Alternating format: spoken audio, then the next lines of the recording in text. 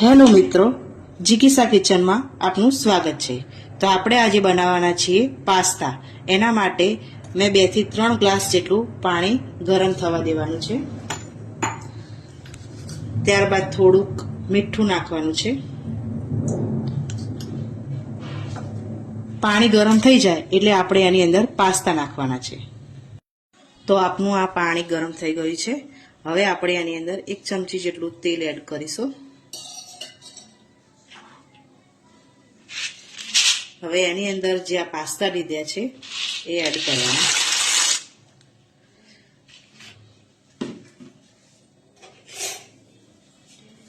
અને એને સારી રીતે બોઇલ થવા દેશું।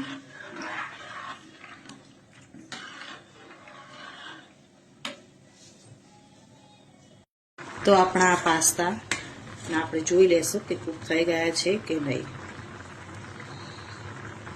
તો આપણા પાસ્તા કૂક થઈ ગયા છે। હવે આપણે આને કાઢી લેશું। મિત્રો, આપણે પાસ્તા બનાવવા માટે થોડુંક બટર લેશું।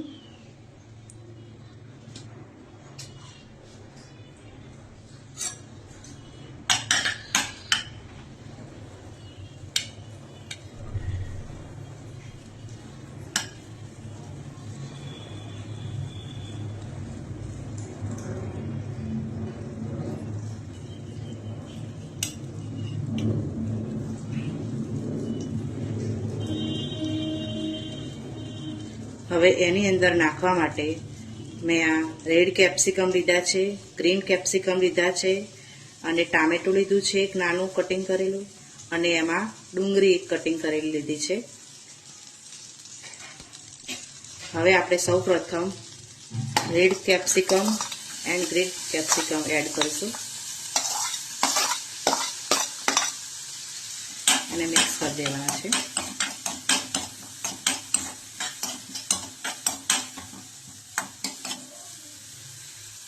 હવે આની અંદર આપણે ડુંગળી અને ટામેટા પણ એડ કરી દેવાના છે અને એને મિક્સ કરવાનું છે।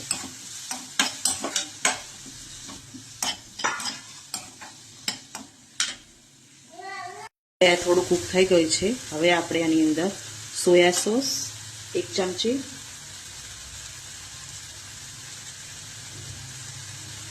એક ચમચી ટામેટો કેચઅપ,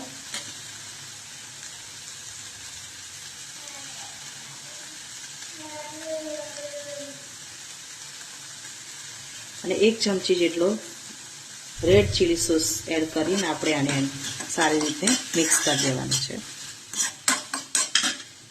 હવે આપણે આ બોઇલ કરેલા પાસ્તા પણ અંદર એડ કરી દેવાના છે।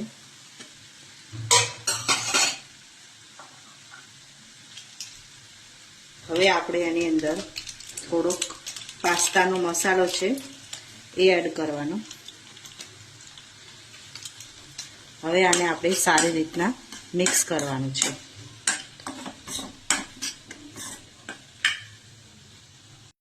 તો મિત્રો, આપણે એની અંદર થોડીક કોથમીર નાખી દઈશું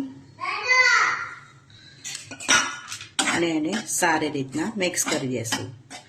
તો તૈયાર થઈ ગયા છે આપણા ટેસ્ટી એવા મસાલા પાસ્તા। તો મિત્રો, આપણા પાસ્તા રેડી છે।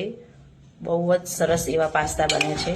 જો તમને પણ આ પાસ્તા પસંદ આવ્યા હોય તો લાઈક, શેર અને સબસ્ક્રાઈબ કરજો। Thank you.